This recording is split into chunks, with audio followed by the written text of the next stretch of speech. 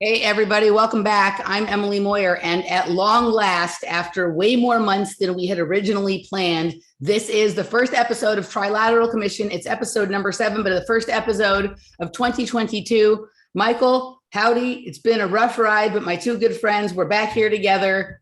How's it going? Good morning, Wednesday morning. Number 7. Number 7. Lucky number 7. Yes, we're on lucky number 7, so maybe this is the shift the entire world has been waiting for. I don't think so, but it's good to be back. It's good to see everybody. And yeah, I guess we're going to have lots to talk about today. Morning, Mike. Good morning, everyone. Howdy. It is a pleasure to see your face and hear your voice. Emily, we've been in contact these past couple months.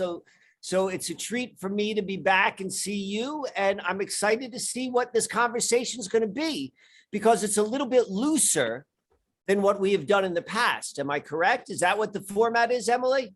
So let me tell everybody what we're going to be doing. We had made a decision before kind of each of our lives were unexpectedly interrupted, sort of late 2021, that in this year we were going to make more of employ the same format, but rather than picking random novelty from the media world, we were going to share more personal experiences or things that we use to help ourselves manage the craziness that we all exist in and whatnot. And it was going to be a more sort of personal year of trilateral experiences.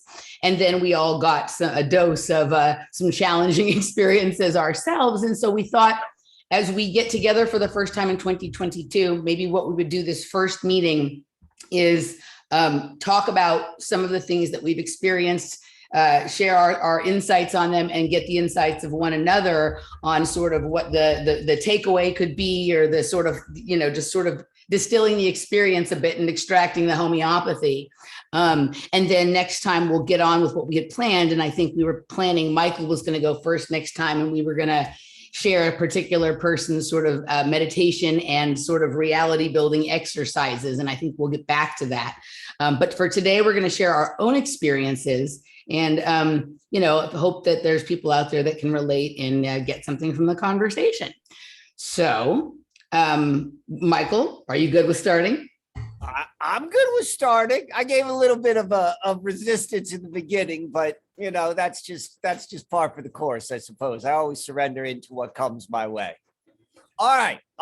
So let me begin with this, because I want to show you. Let me see if I could do this. I always struggle with the cameras and being able to, but I want to show you what the water looks like down below. Let's see if we can see that. Can you see how much that's raging? That's water. It looks like it's dirt, but it's just brown water because it's moving so much. I got you. Well, we've had so much rain. And so this perch in which I'm sitting, and I'll explain that in a moment, Howdy, to bring you up to speed, that's become a touch point in my daily life, just like coming out on this lanai, which I'm sitting on right now, overlooking the water, about 150 feet elevated above it, and just seeing how it changes from day to day, just moving at that time. And so there was a lot of rain last night. So the water's higher and faster than it normally is. When it's sunny out, seeing the way the light hits the water at different times during the day, just getting in touch with the natural rhythms of all of the animals around here. Every morning at around dawn, in those couple hours, I could see these foxes, this family of foxes, and they go one direction, and at dusk they come back the other way. And I'm like, what are they doing during the day? And knowing the birds and beginning to that's becoming part of my life as much as I think I've become part of their lives. They've always been doing this. I'm just in their backdrop right now. And so that is kind of where I wanted to begin. Howdy, to bring you up to speed, and also all of the folks that only watch this show. I guess it started. Really, it started a year ago when we all began. The real truth is this began with mine and your first interaction, Howdy, when we had a conversation in December 2019, and then that culminated with a presentation which I gave to a bunch of Freemasons in January of 2022. And immediately following that, like the day after that, like in Mike's personal life, like everything kind of hit the fan, if you will. And I found myself in a position where I needed to get out of the place where I was living. Like, you know, life circumstances presented itself in such a way that my planning or my desires were secondary to like the movements of the currents of life. And for a short period of time, I was like, well, what am I going to do? It's the middle of winter. It's cold. Who wants to move then? And like having to move very, very spontaneously or quickly. And this place which I'm sitting, it presented itself in a way which one was perfect, that it met everything which I needed at that time. Like it was move-in ready. There was like, you know, there's furniture, like, come on in, Mike, you just go and move in this house. No one's in here. You stay right here. It's perfect. Hold on for a second. Scotty, I would just want you to say, this is Scotty's place. Scotty, I know is. Hey, what's going on, everybody? Good morning, Scotty. Scotty's a fan of both, a follower of both of your work. So I know that this is nice for him to be able to go and say hello. I am a fan, yeah, and a participant. All yeah, cheers. Nice to see you again, Scotty. 2 mornings in a row. So I find myself in this place, and kind of like I was joking earlier in the fact that initial resistance, but I know how I work. Like I can have resistance, but I always know I'm going to go and surrender to it. I'm just aware of what that first feeling is. And I had a shitload of resistance to moving to Baltimore. That's where this place is, 90 minutes from where I was. On one hand, everything was perfect. On another hand, there was like a bunch of personal things which I needed to just like move through. It's like, hey, Mike, if this is where you need to go right now, you're just going to have to overlook or relax into the other things which are really just existing in your mind. And so I come into Baltimore, and there's one of the most obvious bumps was the fact that, yes, the house had power. Yes, the house is fully furnished. Yes, the house has the most amazing setting in a place you would never imagine, the most natural setting you can imagine in Baltimore. There was no heat, and there was no running water. I mean, there was running water, but it was turned off because there was no heat. We didn't want the pipes to freeze. And so there was this other like kind of like physical hardship. It wasn't like life and death. I had a space heater in my bedroom. I was like, you got to get accustomed to like something about not having heat. So going through all of that was the first layer of what I was kind of working with. And it gave me this literal opportunity to take a vacation from the previous 60 days of everything that was building up in my life, to just kind of like, okay, let me just settle in and see where everything was. And so that was the first layer. But then it got into the second layer, and this is where I thought it got really, really interesting. And I'm still unpacking and peeling the onion into the majestic nature of what this experience is becoming for me. And so part of the resistance to Baltimore has to do with just the reputation of what Baltimore is right now, which is in a lot of ways America's biggest collapsed city. And so I don't want to go to that, you know. But then there's another part in the fact that my family, both my mother's line and my father's line, are from Baltimore. And so if I were to go and hear this story from someone else, it would be very clear to me that I would say, hey, there's something going on that you're resisting as relates to family. So I'm going to apply that same sort of perspective upon myself. So I'm like, all right, that's got to play into it. So I'm talking to my parents, or my mother more specifically, about this location. And what I did not know was I got 5 minutes or 3 minutes left. I thought it was 30 minutes, but okay. So it's 30 minutes, but then we'll start the back and forth, like Howdie and I. All right. So let me, I'm going to go a little bit deeper because I want to finish this one loop for however long that takes. And then I'm going to go and stop because I think that'll be a good handoff. So I go and I talk to my mother, And I'm asking her, where did she grow up in Baltimore? And sure enough, this place where I am is literally less than 1 mile from the actual spot, the actual house, the actual land where my mother was raised. And Baltimore is a big city, and this is a random place for me to be. So I mean, just looking at odds wise, I'm like, okay, there's something rather interesting there. And then I begin to go and I look at the events of my life, particularly the last 2 years that have brought me to this place, which I am, in context of everything that's going on in the greater world and in my world. And a lot of where the theater of my life takes place has to do with relationships. And if you're going to get down to like, what's the nature of anyone's relationship, it always begins with your first relationships with your mother, your father, and then your siblings. Those are the first relationships theoretically in all of our lives, in our physical sort of experience. So I'm like, all right, so let me go and think about the relationships I'm moving out of in concert with my mother. And now if I'm going to go a little bit deeper than that, I'm like, well, my mother is a byproduct of what she was raised. And this is where we get interesting. And we've talked about this before, Emily.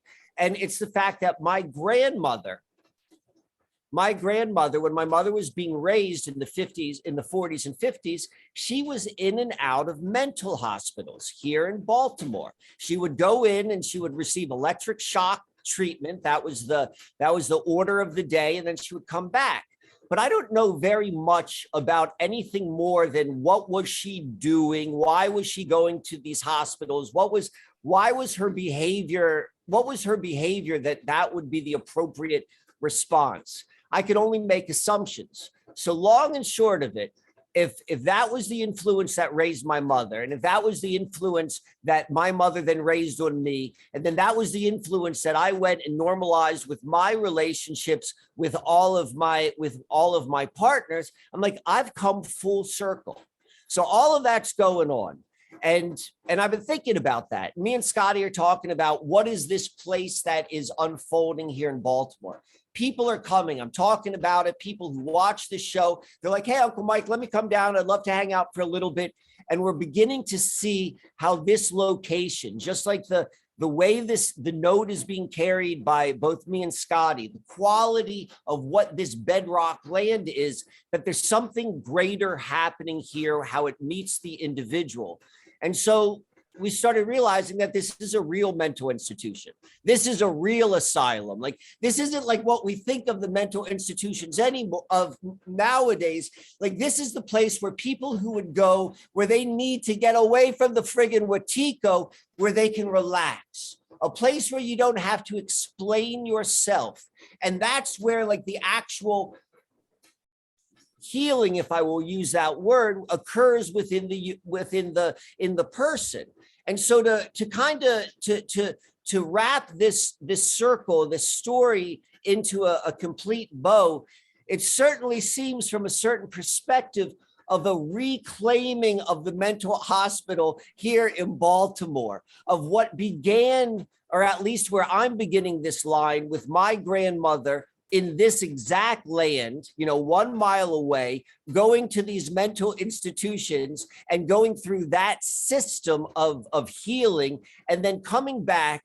And very much so, I take this very specifically, like I brought all my art here. All my art is a byproduct of these 3 generations of whatever is going on inside, and I'm bringing it back, and we're reclaiming what that means in this modern world. So that's what I want to introduce to you guys. I want to hear your thoughts in terms of reclaiming the asylum seekers, refugees from a Watico culture, all that sort of stuff.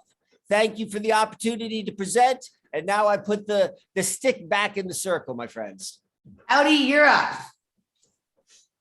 Do you want me to respond or just tell my story? Yeah, we're both gonna respond to Michael's first, and then we'll move on to after that too. So there we go. So my first, because I haven't talked to Michael now in a long time. We were supposed to do this, and it was right at the day you had your turnover, right? The day we were going to do our trilaterals, the day you had your turnover. Yep. And I did watch you made a couple of YouTube videos that sort of gave a a background of that experience that sort of moved you from where you were to where you are today. And I guess the question I have is, first, do you feel the experience that you had, I guess it was in Philadelphia that you did the talk?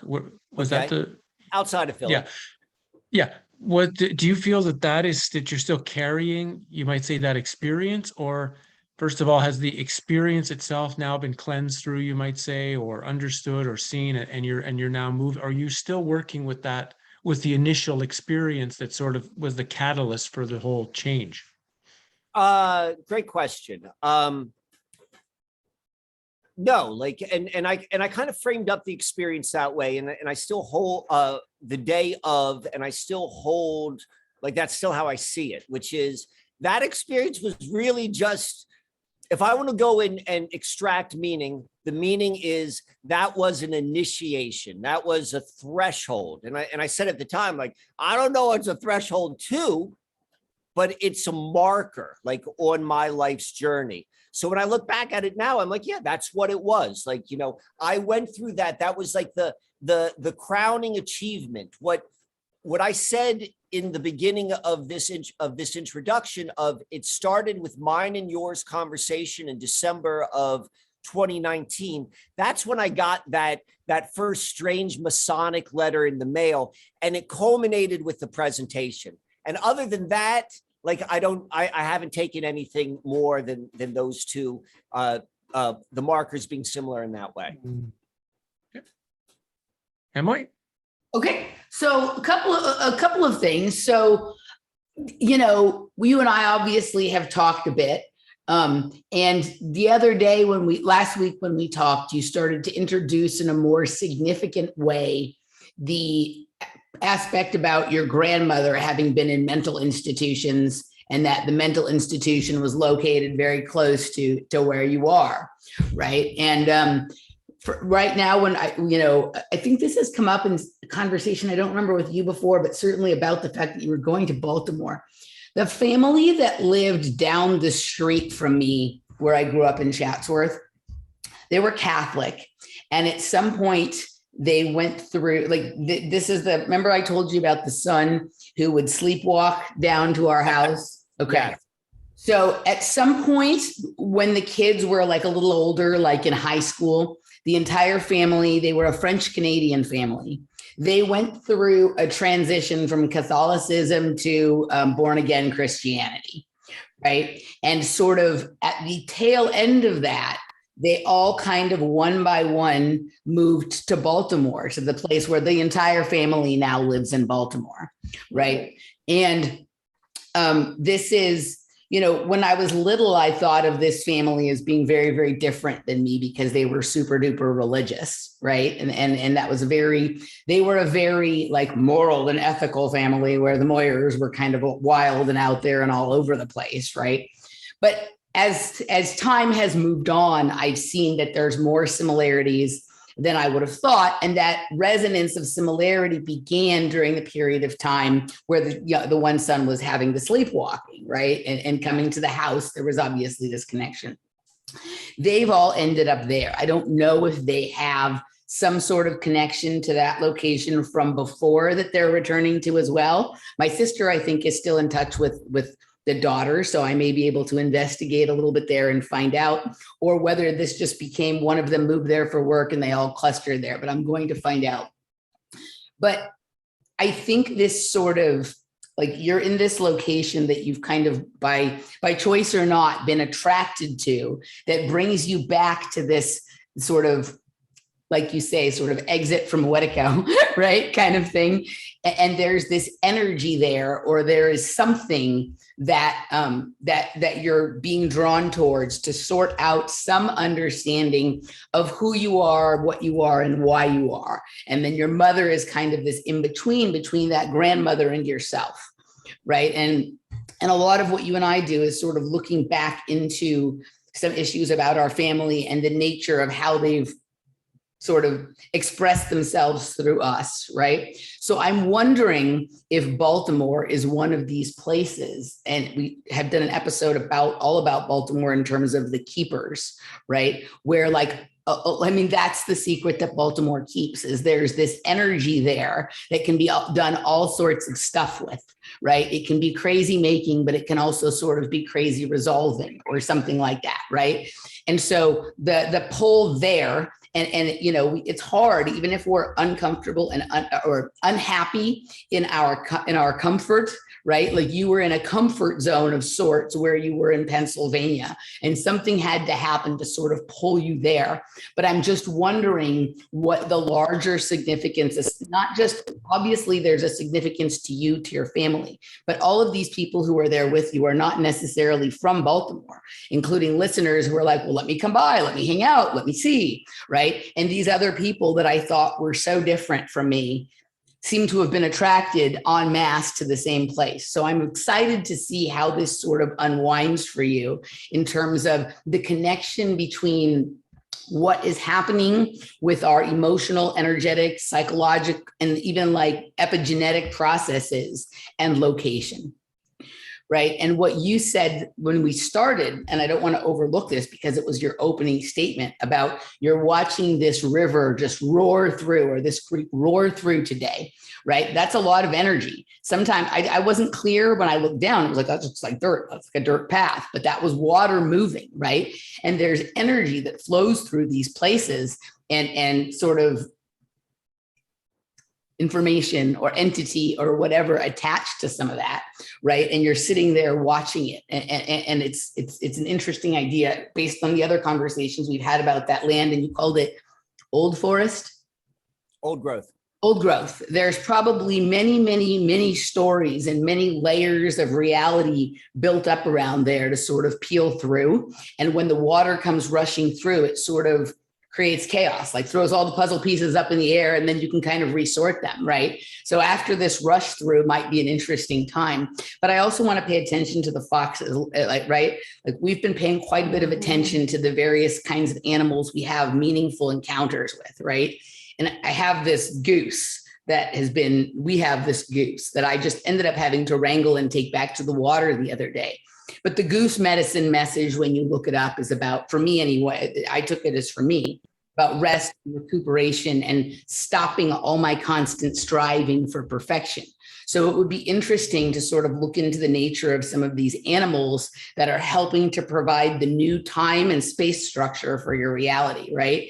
And what you said about the foxes, like they wander off for the day and then they come back. It's kind of like when the father leaves for work and then he returns at the same time. It might be really interesting to, you know, without disturbing them, follow the foxes and see where they go, right? They may be aware of where those energetic spots in the land are. And it's interesting to go explore those during the day, but you must retreat from them at night or whatnot. And then the other thing is the animals create what we think of, to the extent we understand, is like the natural or organic backdrop sounds, right? The things that sort of create the background noise of reality. And I had this interesting character on my show. He's a person, he's not a character, but on my show, who talks about the sound field that we live in, right? And the way it's been sort of weaponized through technology, but that it's an imitation of what exists there naturally, right? If you go into a forest that's far, far away from any technology, you hear leaves rustling, you hear squirrels playing, you hear birds chirping, you might hear a little water running, and it creates a background field of sound that anything that comes in on a one-off basis sort of bounces against, right? And sometimes you might think you're hearing like a voice or something like that sounds like a song in that.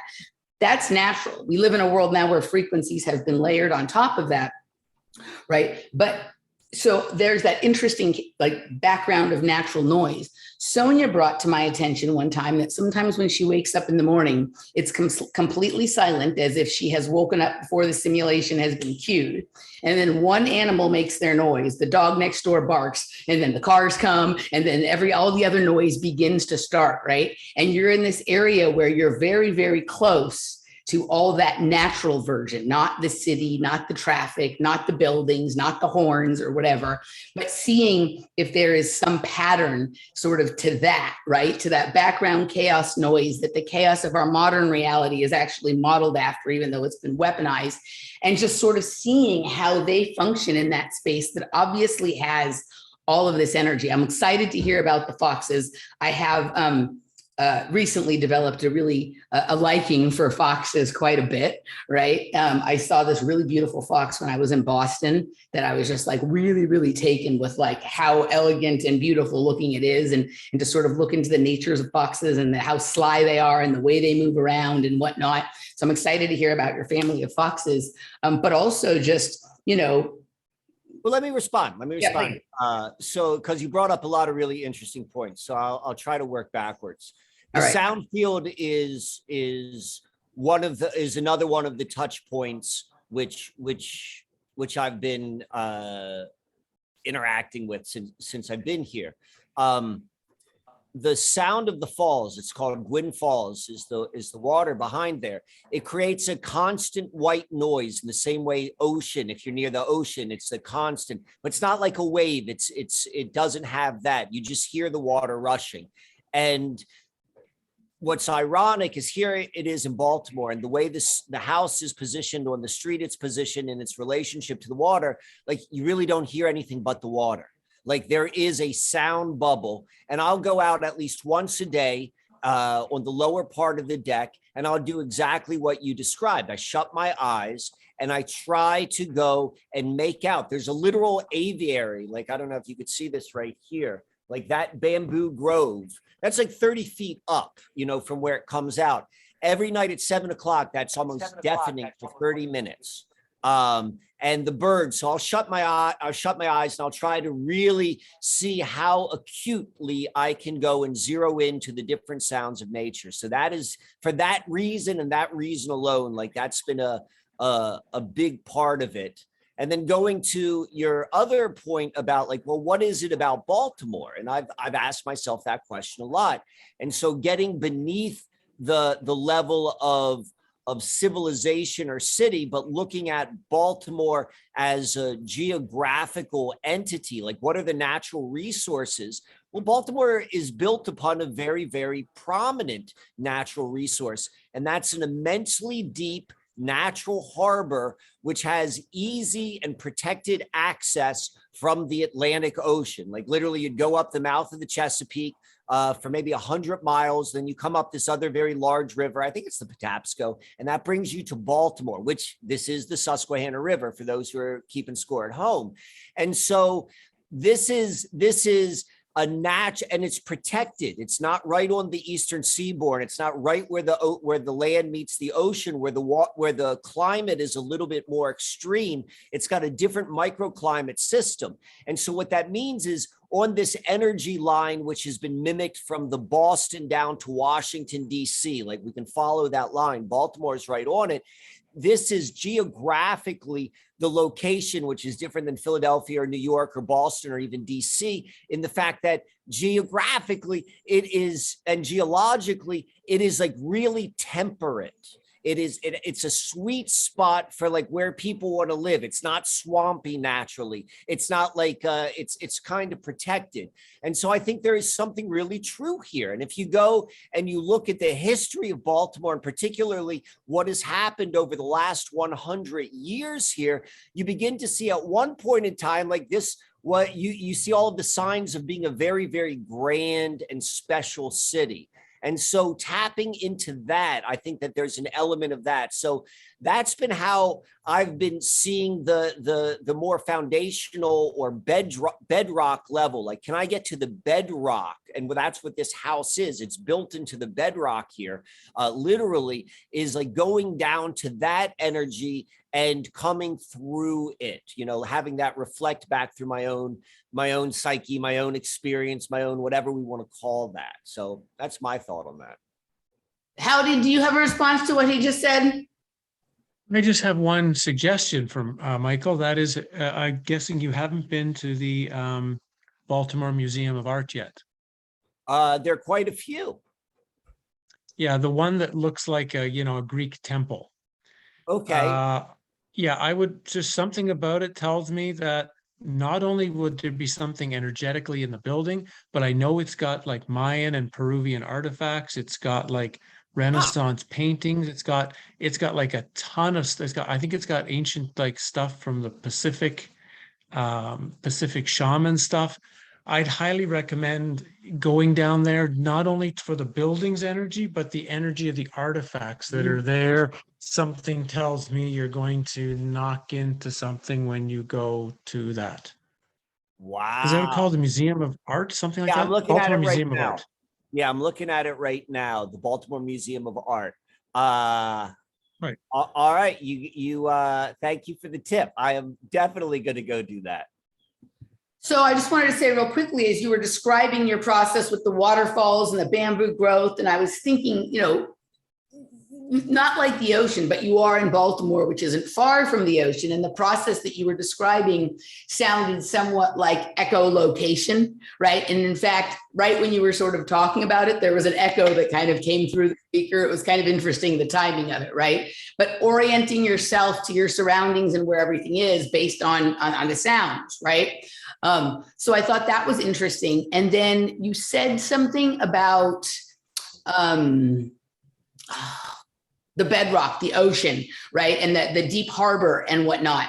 And we hear lots of stories of these water cultures that emerged onto land, but we hear them more about places that you think of as like beachy or tropical, right? You hear them about Hawaii or areas down in the, near the Bermuda Triangle when we talk about Atlantis, or, Lemuria with some things or whatnot. But, what if there is I don't know the origins of human any better than anyone else does, but what if Baltimore is one of the places where life really began to emerge from the ocean onto the land, right? And what you were talking about in terms of it's a temperate climate, right? Like it's different than all of the other spaces and places and whatnot. And echolocation is something that we, associate with like dolphins or and whales and ocean life and things like that. I don't know if you've looked into any of the history and the lore of mer people, or in some theories they call them the I can't think of the name. There's a name that starts with O. There's the echo again. But this idea of what some of those kinds of people, or that people who sometimes cite them, right? Even in our modern culture, they seem to flash in and out of reality, right? That they exist in these places. Like you hear people talk about them when they go to Hawaii or when they go to some of these other places, but nobody would really think of Baltimore that way, right? I've heard somebody, and this was years ago, speak about a culture of these kinds of sort of beings, mer people that actually lived sort of in the ocean underneath New York City, right? And that there was a culture of that there. I'm curious about Baltimore as well. You don't think about these in city kinds of places, right? But why wouldn't that be? Why wouldn't, with the way that you were describing it as an old grand kind of, city? And think about, Howdie just talked about Renaissance art, artifacts from Mayan civilizations and things like that. If we get into some of the weird metaphysics around the ideas presented in the Inside the Earth book, right? Whatever that is in the middle seems to be omnipresent around everywhere else. And there's many places where they would emerge from, right? Kind of thing. And so that energy there, I don't know, that was just what I was thinking about as you were talking. So that's my weird two. But do you remember the movie Shape of Water? Yes. Well, and what was that about? That was about the mermaids in the city. I forgot about that. Yeah, and it takes place in Baltimore. Ah, okay. That's the setting of the film. Like it's an implied Edgewood or Aberdeen. It's a top secret military base right outside of Baltimore in the 60s. So, I mean, that's at least been touched upon, that idea in popular culture. I had forgotten about that movie. And I guess in my head, if I'm thinking about it, I was thinking that was New York or something like that. I didn't realize that was Baltimore, but I wasn't even thinking about that when I said this. I was thinking about, other stuff that I've read that have nothing to do with Baltimore, but it was starting to have that feeling to me. So that's interesting that is. I'll have to go back and check that out again. I saw it a while ago. So, all right. Anything else, Howdie? I think we're good warm up. All right, cool. So now it's Howdie's up. Howdy's up. Howdie's stepping up to the plate. Here we go. Yeah, first, I always take the first pitch, so not much is going to happen at the beginning.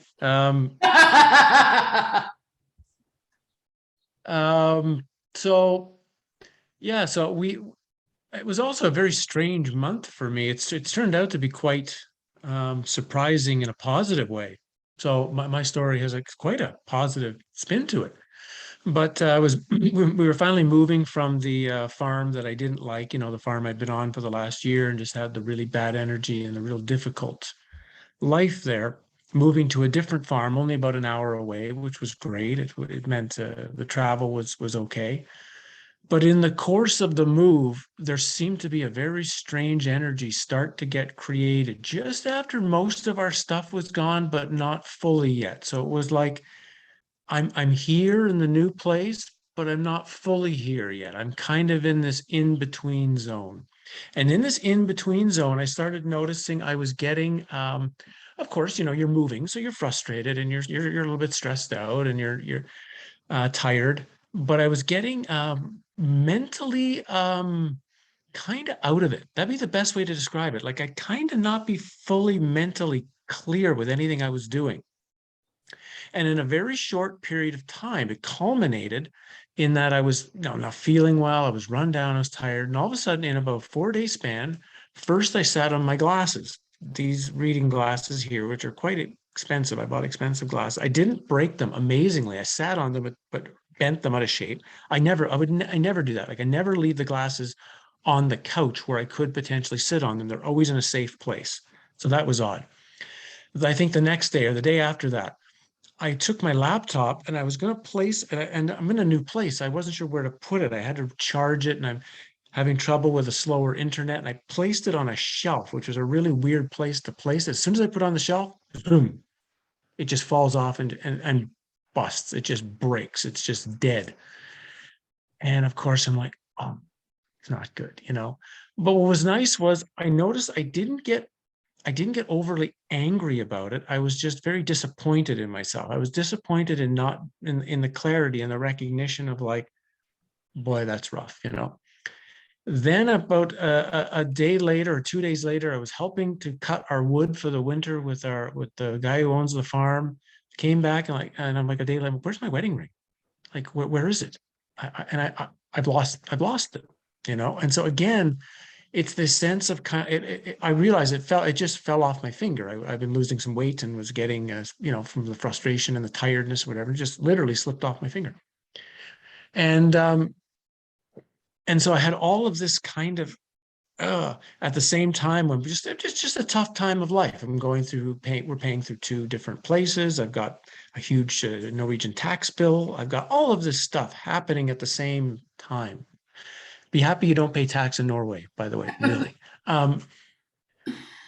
And so I was feeling kind of out of it, really, really, I was okay, but it was really affecting me, And I finally decided to make a video. I often hate to ask for donations from my viewers. I don't really like to do that. Every once in a while, it's like, it's nice if you donate, but it's like, now that I broke my computer, I've got to get some extra money in to cover this. And I did it. I first made one on the Saturday. I first made a short video on the Saturday, but I didn't post it. I didn't feel right about it. We hadn't finished moving. Saturday, we got the last of the stuff over. So this a couple Saturdays ago, the last of our stuff from the house over. The house was now empty. It was done at the old place.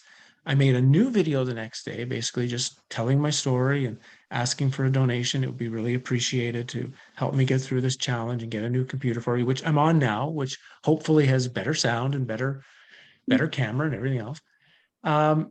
as soon as I made that video, I was in the process of uploading it. I literally made it. I was uploading it to YouTube.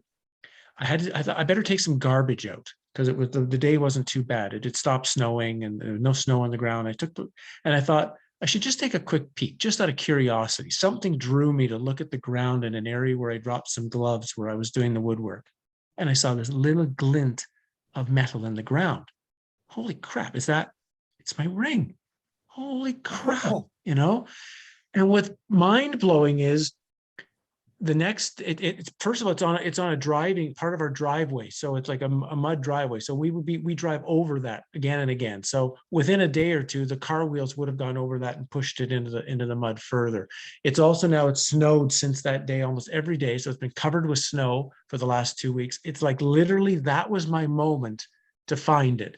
Highly likely, if I didn't find it in that moment, it's gone. So that's the first, and it happened right in the middle of us uploading the video. So I uploaded the video, and there became, and Emily was nice. You talked about it on your channel as well. The challenges, and all of a sudden, because it was also a thing for me of like, do people really? Does my channel really matter? Like, does me making these videos and writing these books, does it make any difference? Like, I don't know. I mean, people say some nice things in the comments, but I'm not really sure, you know, and I'm really deciding where to go from here. And should I start writing books? Should I keep doing videos? And thought this is also a thing of like, this is going to tell me where I stand with my community.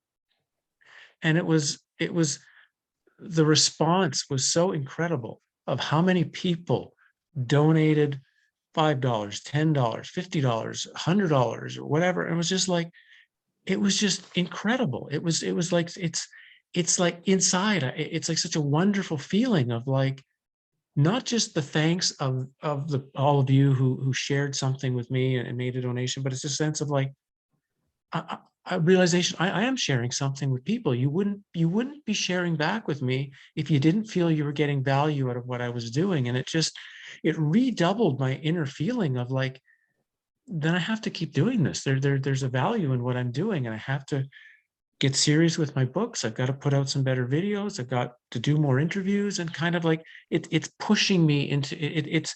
It's led me from a place that was a feeling kind of bad and depressed and kind of frustrated, and it's starting to move. The whole experience is moving me into a completely different direction. You know, my glasses are fine, my ring is back, the computer is something really, really good. I got a great deal on it, so I mean that's fantastic, and I feel that the community really wants to hear what I have to say and to share. And so that's my experience, and you guys can take it from there. It's been just a really unique journey over like about 3 weeks to get here.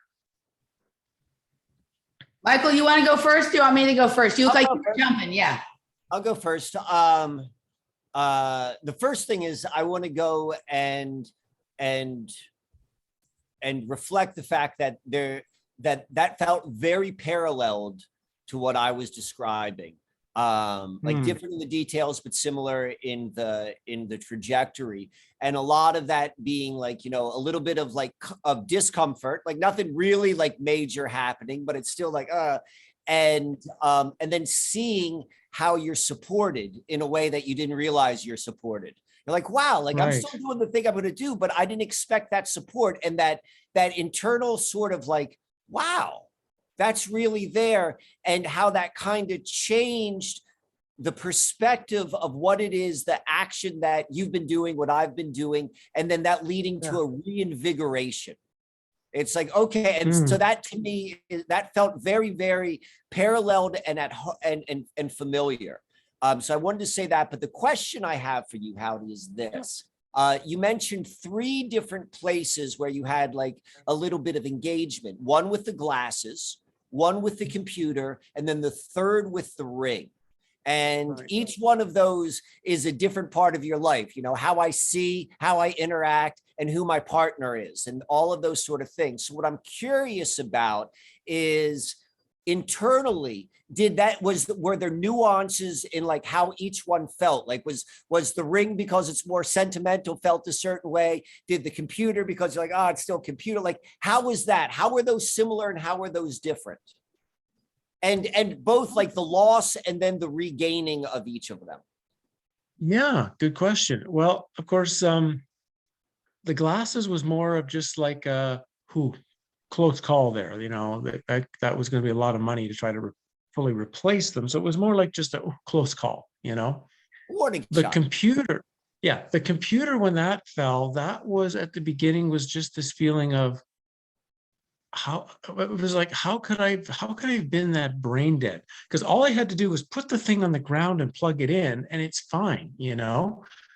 And it was this, for that one, it was a sense totally of first my brain deadness, and then the sense of, is that a message that maybe I shouldn't be doing stuff anymore, that maybe I've reached the limit of what I have to say and it's time to shut up, like what's the message kind of. So that was the initial impact I had, was this.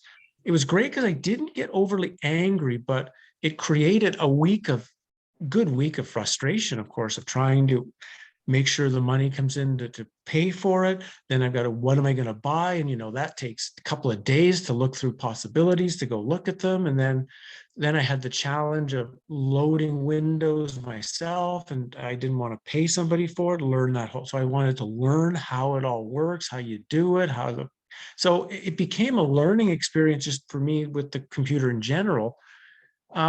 It's also been a gift, actually. Like now, of course, looking back, I'm glad the computer broke. I'm glad I broke it. And because all the things that have come from it have been so positive.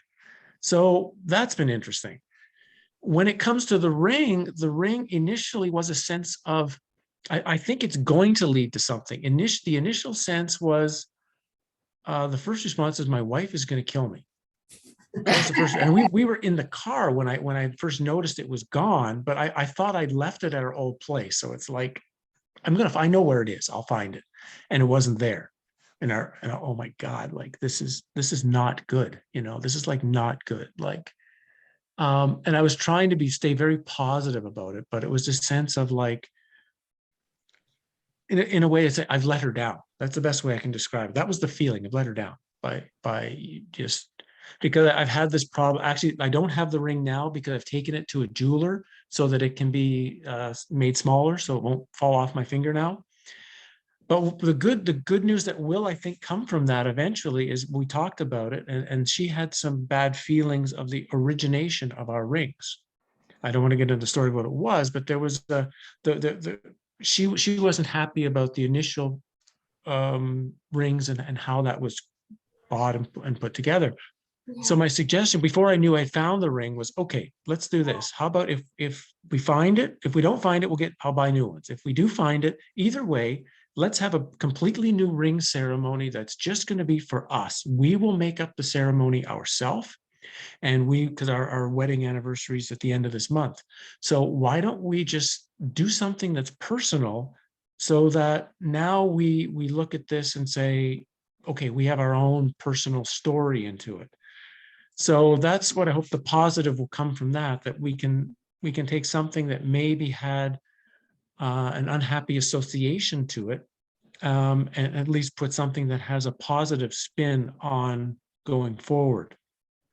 I'm sort of spinning this all back to when I was with Mr. Park, the Korean monk. And one of the things he used to do was, we did laughing practice every day.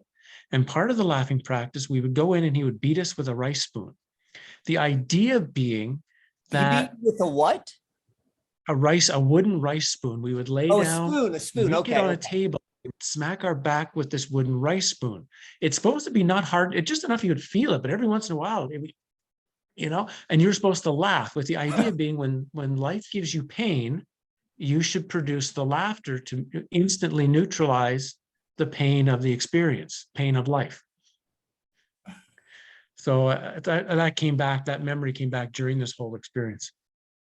All right, let me just respond real quick, and I'll give it to you, Emily. So Howdie, that was such a friggin' beautiful story, particularly the ring. Like, I'm a romantic at heart, so I love hearing stories like that. But I want to say again, that is a friggin' absolute parallel to what I just described, but in a different way.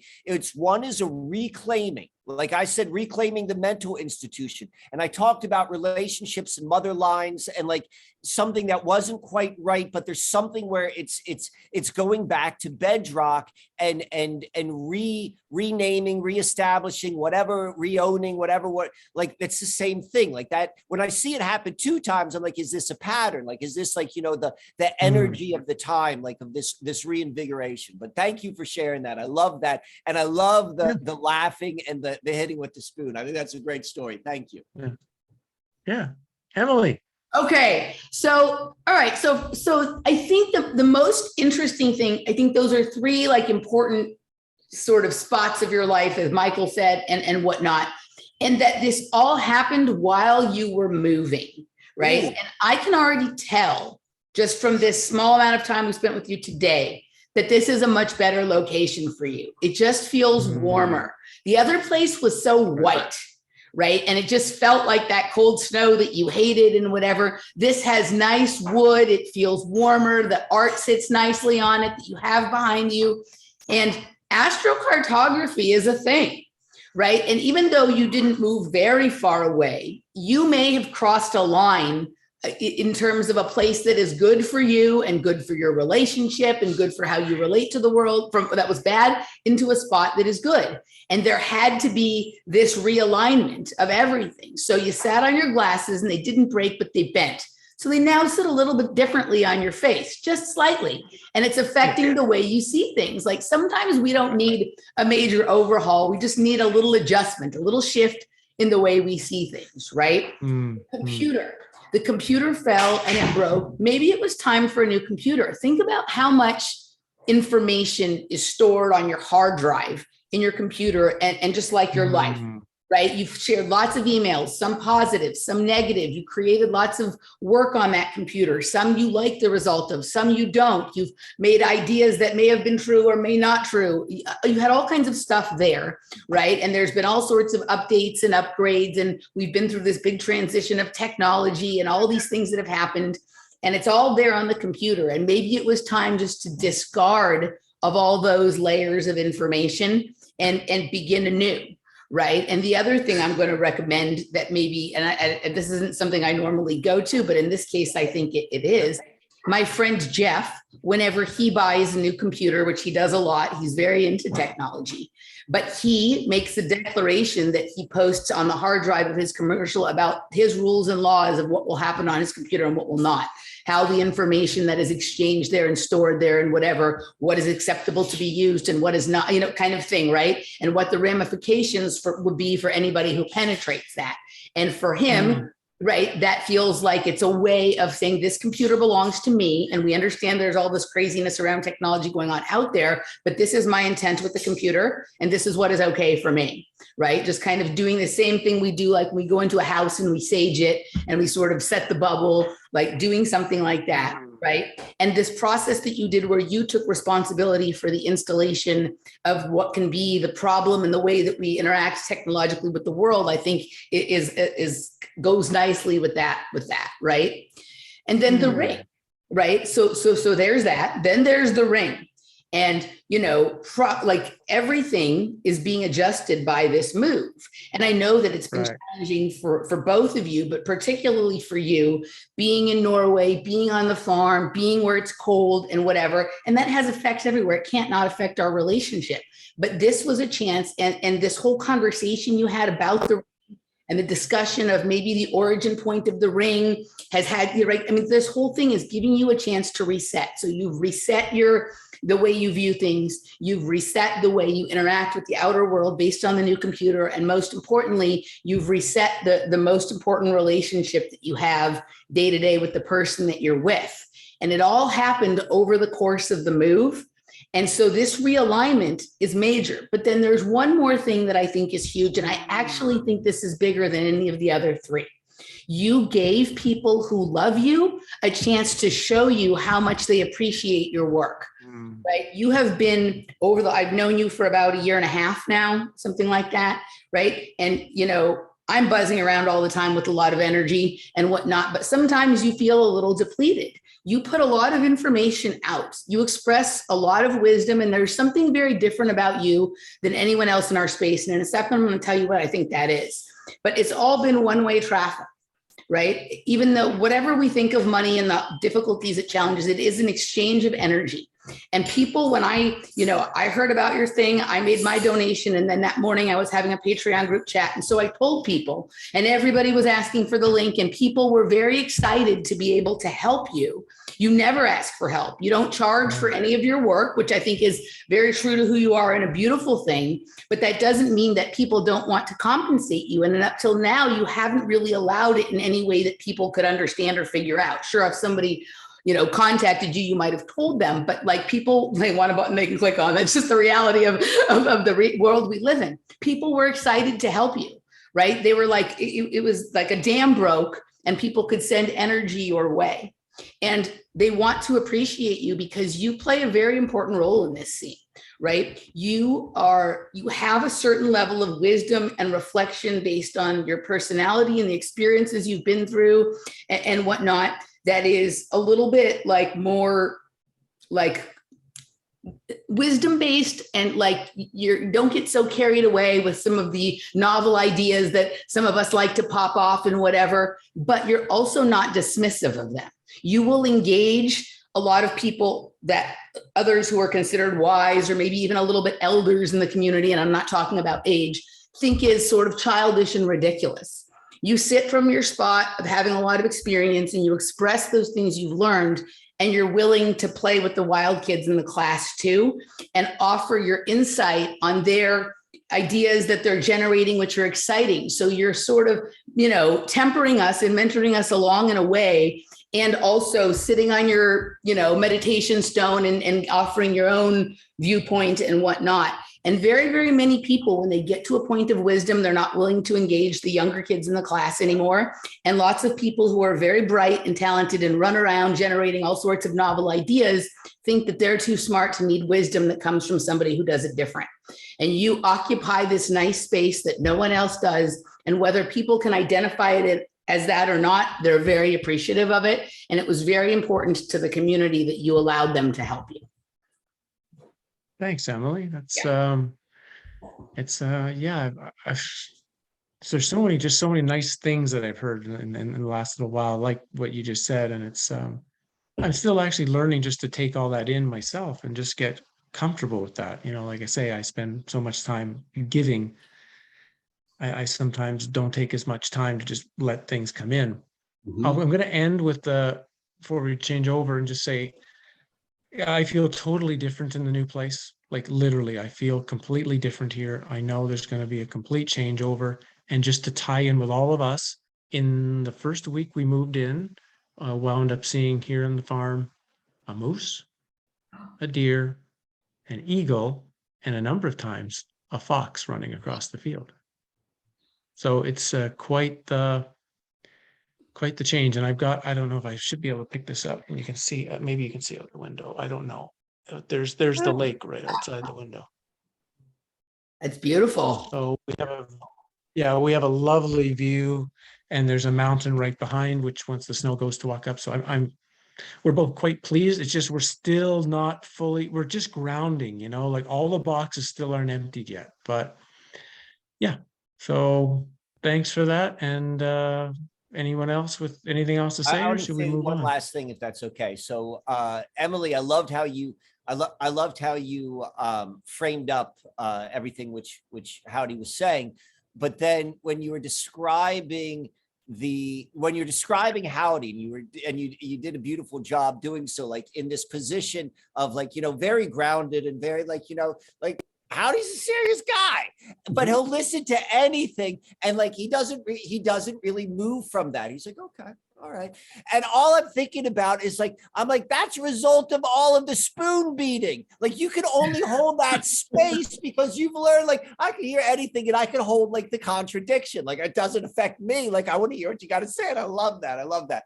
And lastly, the other thing is I want to go back to those three metaphors, the glasses, the computers, and then the ring, is listening to how you told that story, Howdie, was like the glasses and the computers, like in a way they don't matter in reality, like in your life, but like the ring and what that symbolizes is so different. And the way that like it just naturally appeared, like I love that. And I love like what you're saying, Emily, is like seeing that as your foundation, like and then for you to understanding about giving and taking, like that's what all relationships are, and how important that is. And I just love hearing the stories. I get happy to hear that. And I love to see you smile like that, Howdie. I see it as well as what Emily says. Like it's a different space. It's a different space which you're holding.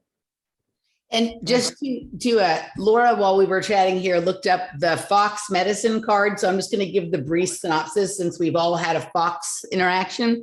Fox medicine involves adaptability, cunning, observation, integration, and swiftness of thought and action.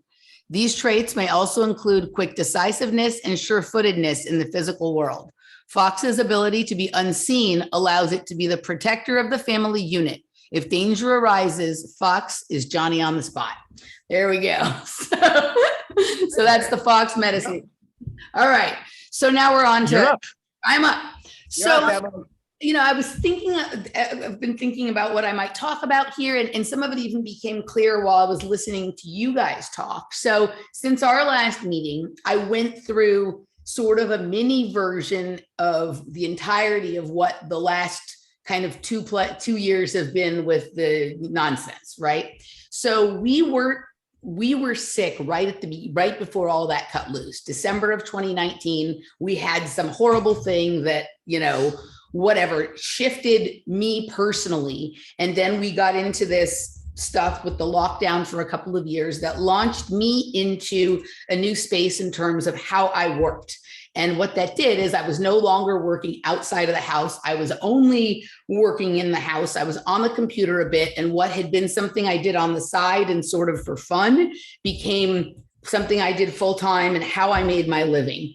And I've been really hitting that hard for the last 2 years. And in December of this year, I got sick again with whatever the new iteration of whatever we think is actually going on is or was. And it involved some of what you were talking about, Howdie, in terms of not being able to function correctly, not being able to think clearly, some confusion, like a lot of bleed over from the various levels of reality that I kind of engage my mind in and whatnot. And it became so difficult that I finally had to just shut the computer for a week and say, I can't do it.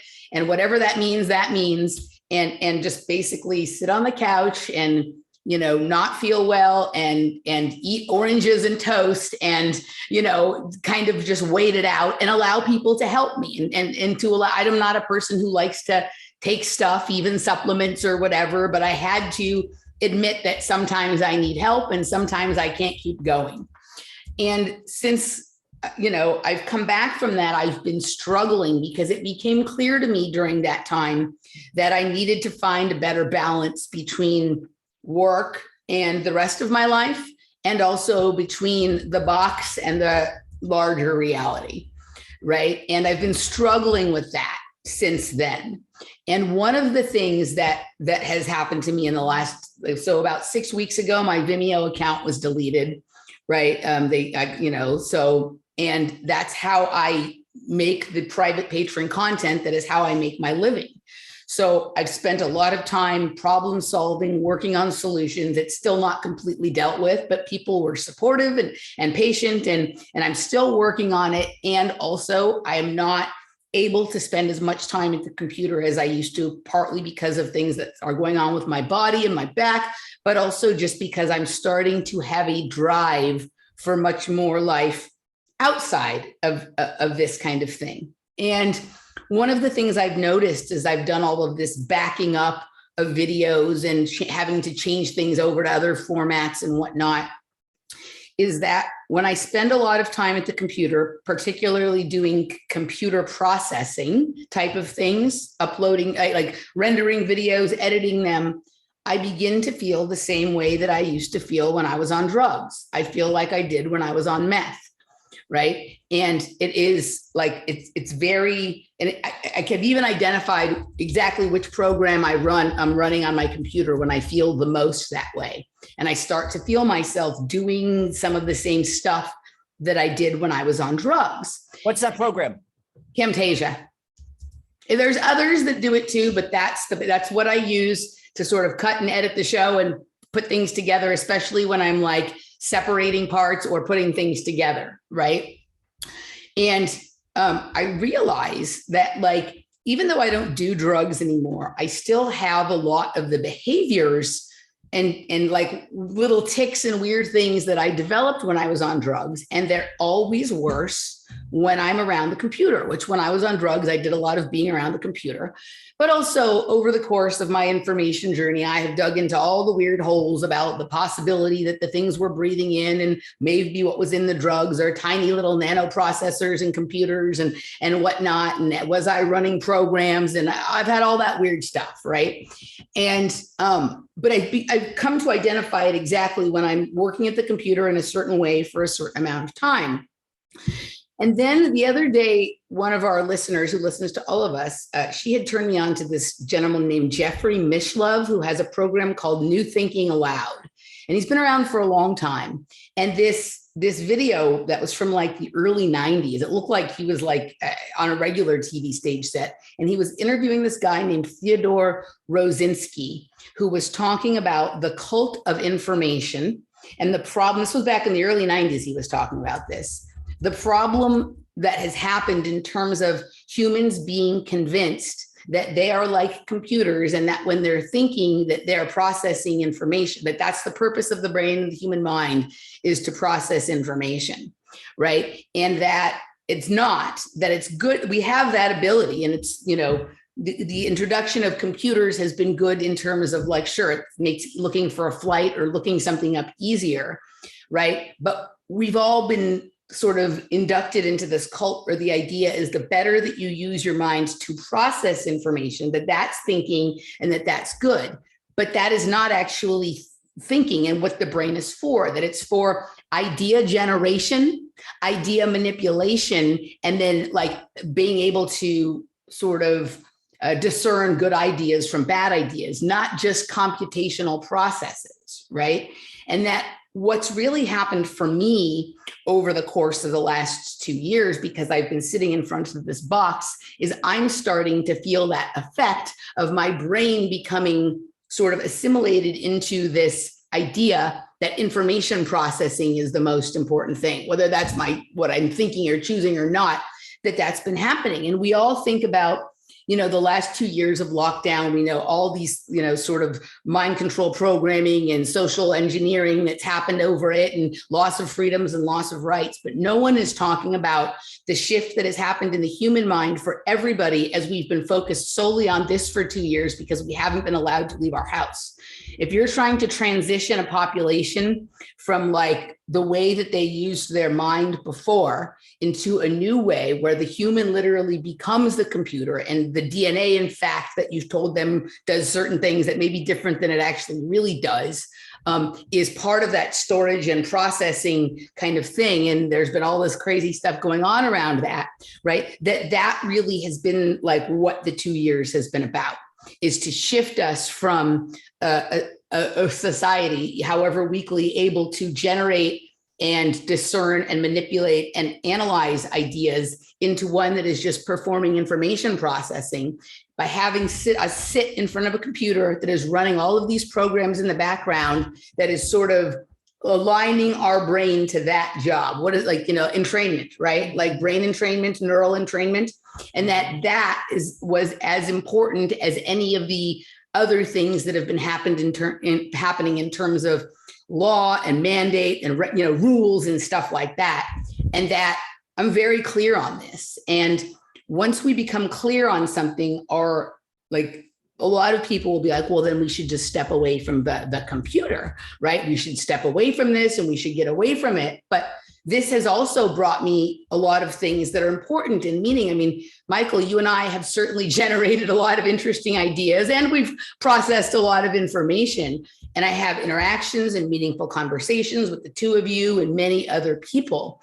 And for me, like what this time is, I think, really about is finding that balance. Like, what is that, right? Like, you know, like Michael and I had this conversation the other day about when you're talking about freedom, there's like two choices. Like you move out and become a farmer and grow your own food, or you are assimilated to the Borg in the system, in the city. And that's the only two choices.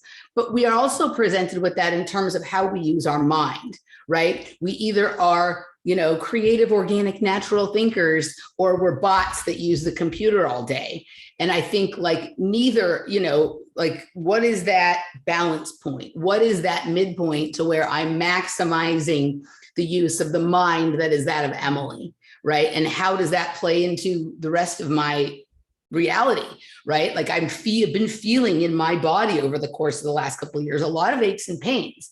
And I think some of that may have come from this transition of the processing like this. So now I'm trying to figure out the best use of my mind and my body and how much I want to expose it to out there and in here and ideas and information and what is the right blend, right? Kind of like, what is the Emily Moyer house blend for the coffee that I want to drink, you know, and share with people. So that's been kind of what's been happening for me during the time since our last meetup. So I think that's my statement, and I'd love to hear what you guys have to say.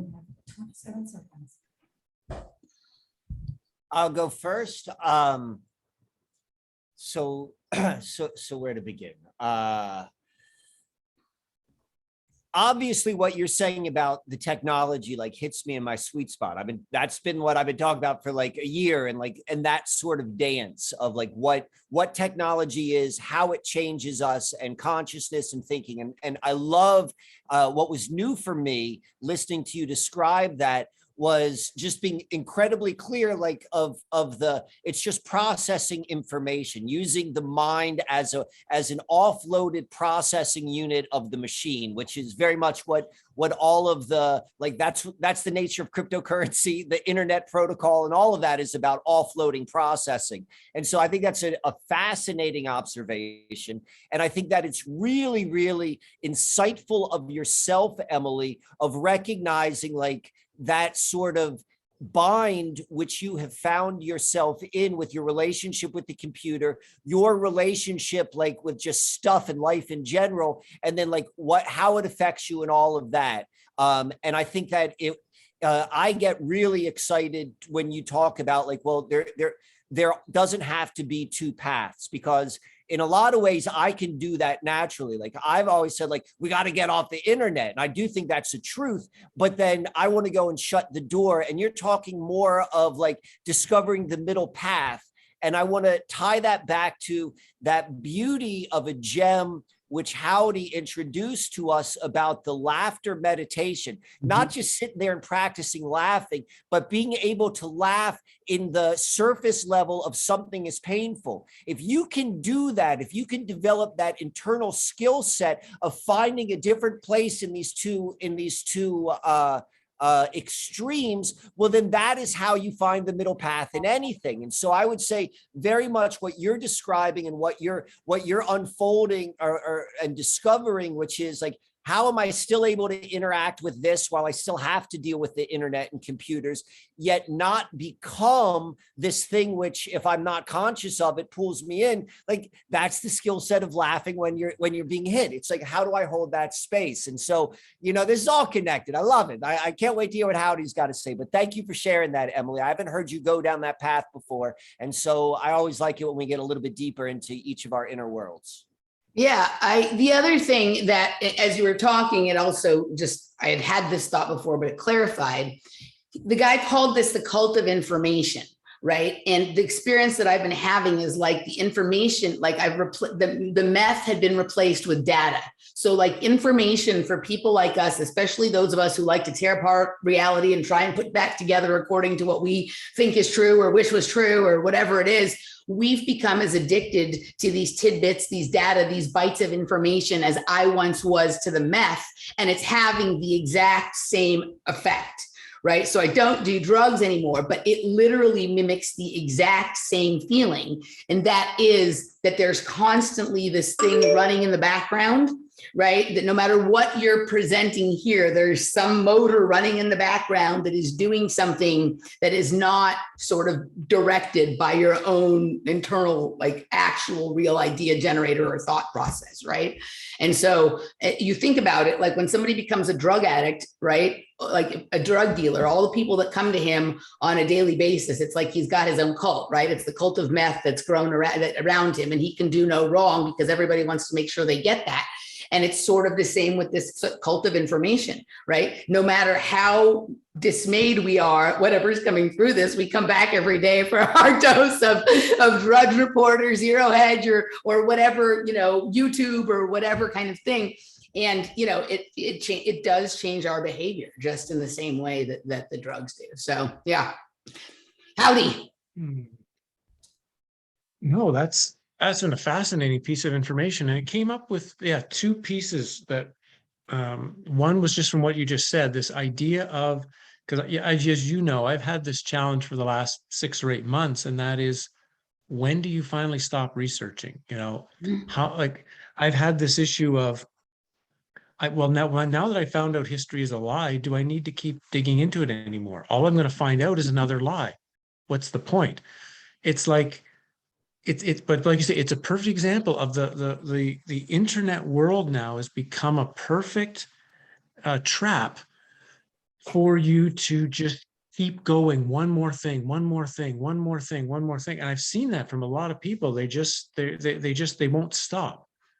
And that's, I think, an important part of it is that there's nothing wrong with digging into whether it's history or science or religion or the money system or whatever. But I think it's also knowing, when is it time to stop the research to prove something to yourself? I mean, okay, if you're deciding to write a book on something, great. But otherwise, it's knowing this, when do you need to keep going from the standpoint of there's more you truly need to understand, or is it you've got enough, you can stop and you can do something else?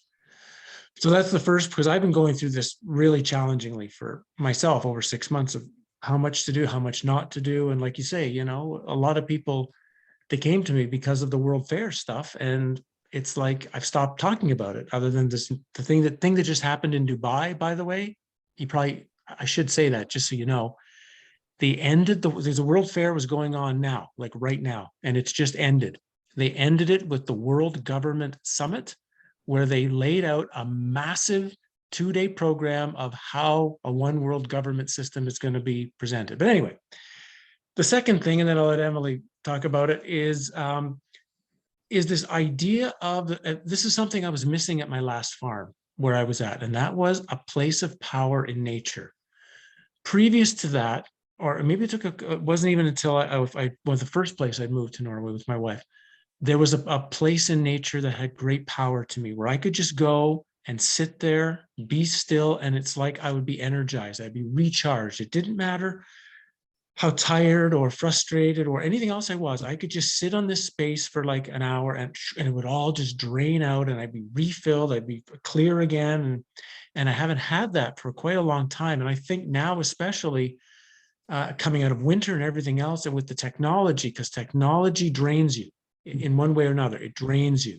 And if we don't have a space in nature that we can go to, like not just being out, I mean, literally a space that you feel is like sacred almost to you, where you feel like I get recharged again, I think that makes it very difficult to continue like where Emily was at. And then I think that's a way of breaking the drug attack of it, is that you have a place where you go in nature and you're spending large amounts of time on this space to recharge yourself. So I'll just throw it back to you with those two comments.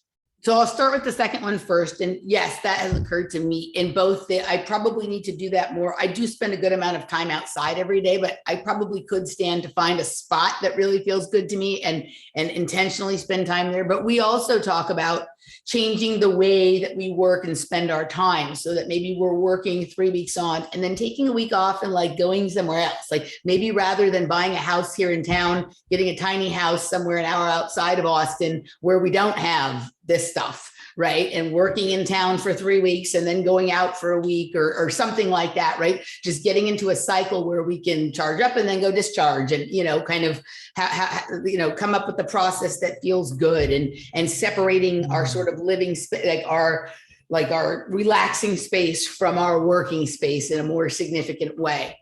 And then to what you were saying about, so this has been a couple of episodes in a row now, it's come up with Michael and I and the Project Kids and the Glass Bead Game, like when do we stop decoding and start encoding, right? And so what we've been doing and what you did with the World's Fairs and when we look into history is we're going there and we're trying to figure out what happened. We're trying to decode it. And I think part of what happens is that such an entertaining process. It's so dazzling somehow to, I figured it out and whatever, right? And it is, you said like one more. That's exactly the process you go through when you're becoming a drug addict. Just one more line, just one more hit, just one more, just so it feels as good as it did the first time. And there's no, like the first time you had like your wake up experience, whether that was, 9/11 or the Iran-Contra or the first time you saw the chemtrail in the sky, there's never been that big of an aha moment again. And so every time you go back to the well to try and recapture this idea that like, now I know something more than I did before, it's a little less and you have to do it more times. But one of the things I think is like, it's not that we need to abandon doing that because all of these lies, right, which like have been sort of created in a systematic way that one can sort of learn things from. And when you decode them, like we're going for the hit of like, aha, now I know, but there's a whole process there, right? And we've become very good decoders, but people in the truth community have not, or alternative information or the spiritual community have not become great encoders. And, we were sort of hit with this meme twice, once 4 or 5 years ago, and then again about a year or two ago of learn to code, right? And the first time we heard about that, it was when, coal miners were being put out of work and some politician, probably Joe Biden, just flippantly said, well, they can learn to code, right? And then again, 2 years ago, when journalists were suddenly being let go from major newspapers and stuff like that, and they couldn't get jobs, and the same people, they had been very critical of the coal miners who didn't want to learn to code. So those people said, well, maybe you should learn to code. And suddenly that term became censored, right? Because it was hurting the feelings of the journalist, right? But that could have been a clue or a hitch in the reality that like from this point forward, like the decoding is just going to be an endless amount of things thrown at you that you can decode. And here's really the pivot point, learn to code. And it wasn't necessarily for the coal miners or the journalists or whatever, although it was. And there is, when you are creating your own code, it is kind of like, well, that was interesting. That this guy, Theodore Rosinski, was talking about generating a new idea and learning how to manipulate that idea. So if you are creating a unique code yourself, that is different than just information processing or computation. This is like, I have an idea that I want to see through. I've watched how all of these other people have done this stuff. Through all the decoding, I've learned some of the things that are always there. So I can examine that and take that information I've learned, but I don't want to do that. Like I want to create something that is life-giving, that is ever expanding, that allows other people to do what they want with the information instead of having that information become a prison for them. So I think it's time for us to learn to code. And I don't mean necessarily on the computers, but, Michael and I have talked about this since we first started playing the Glass Bead Game and noticing the synchronicities, right? Like we've been trying to figure out what activates them. What is the thing that triggers those to happen? And then, reverse engineer it and see if we can use that to create things that we want to have happen. But we've been much more diligent about analyzing the synchronicities that seemingly happened instead of creating synchronicities. So I think this is a place maybe where we come become a little bit more disciplined about spending time working on that which doesn't deliver the immediate hit of doing a snort of meth or decoding the latest event, right? And making sort of a more long-term commitment to like having an idea and creating some steps and seeing them through. And maybe not all of them work, but we'll learn in the process, and we'll start being able to not have our time and our minds and our brains dominated by decoding just the random regeneration of information that the system likes to throw at us. Cool. So I wanted to say a couple things as well. It's real interesting when you begin to separate, you know, your online life with your material life in the regular world, and the discernment of, you know, really like looking at the resolution of how it affects us in these subtle ways and stuff like that. I think there's something that seems to be in the air because we're all talking about it. One of the things which I realized, Howdie, when I moved here was there was no internet access. And for the first 6 weeks, like I didn't want the internet access. Like I was really happy with it. And then finally, like it became such a pain in the ass for doing things like really was to be able to do a show with you, Emily, like that. I found the way to do it. It was always right in my back pocket, literally. Like I could just done it through my phone, like but I didn't want to go there yet. I needed to experience literally not having that access.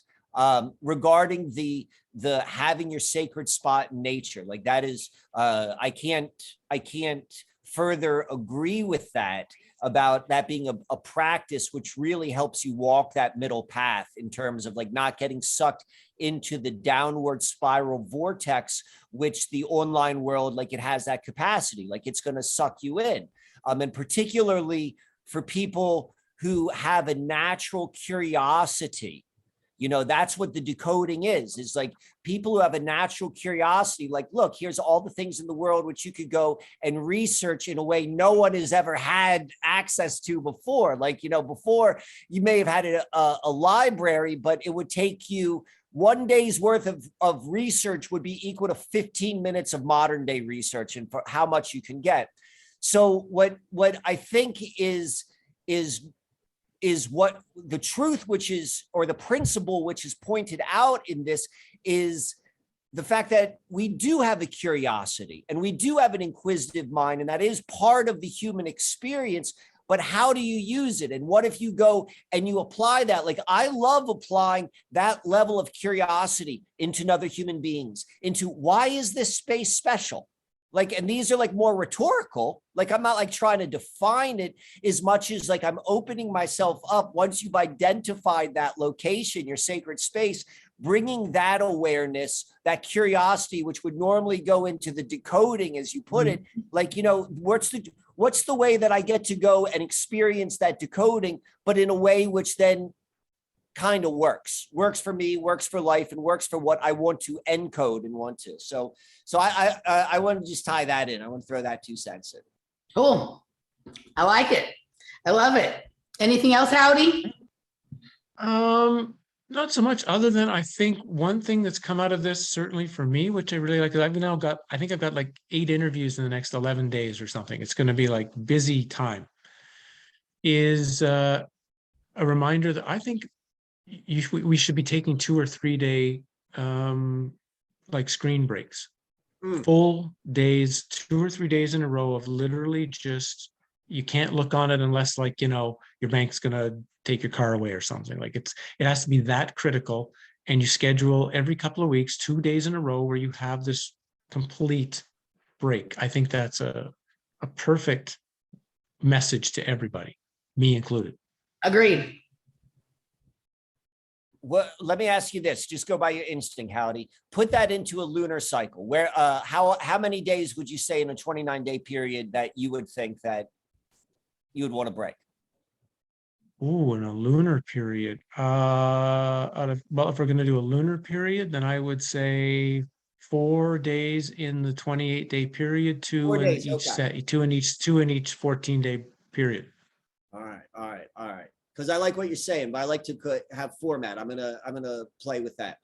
All right, Mike. Just because 28 divided by 7 is 4. So the 7 with the days of the week and, chakras. And that's where I got that number from. All right. Michael can come back with the formula or the code that he creates next time, and then we can all put it into practice in a very.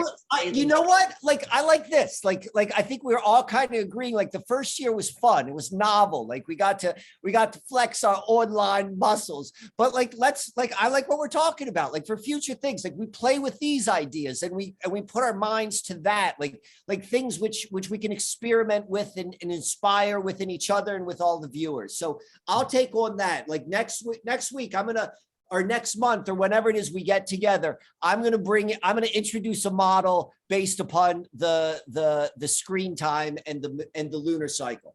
All right. So I like this. So I think all of this craziness kind of, and when we do this next time, I'll share sort of what happened in the background. Michael had said that he was going to come and discuss John Rappaport's exercises. And some interesting things have come up regarding John Rappaport in the meantime. But I think it would be cool because you've gotten so much from those exercises, Michael, that you come and talk to us about those and then also introduce your own formula or exercise that you've come up with as tribute to Mr. Rappaport, who has helped you with his exercises and formulas. Definitely. We could do that. Yeah, I'm about to write it in my engagement book, but I don't know if you could see that. Like this right here. Like this is my monthly at a plan, but it's all about the cycle of the moon from new moon to new moon and recognizing just the natural cycles to become aware of it. This is my screen of like the lunar cycle to the moon cycle and how they relate just in terms of patterns. So I think that I'm the right guy for the task for this one, and I'll do the rest. Well, I look forward to hearing about it. All right, guys, we got to wrap it up. I got to run. Howdy, Michael. I'm glad we were finally able to reconvene. I think this was a really good one, and I look forward to the adventures we will have and create this year here at the Trilateral Commission, the real one. And I look forward to seeing the image that Michael generates based on the conversation today. All right. All right, guys. Thank you so much. To see you. You can find Howdy at Howdy McCoskey Talks on YouTube. You can find Michael at Susquehanna Alchemy on YouTube. And you guys know where to find me, Emily Moyer. We'll see you next time. Take care.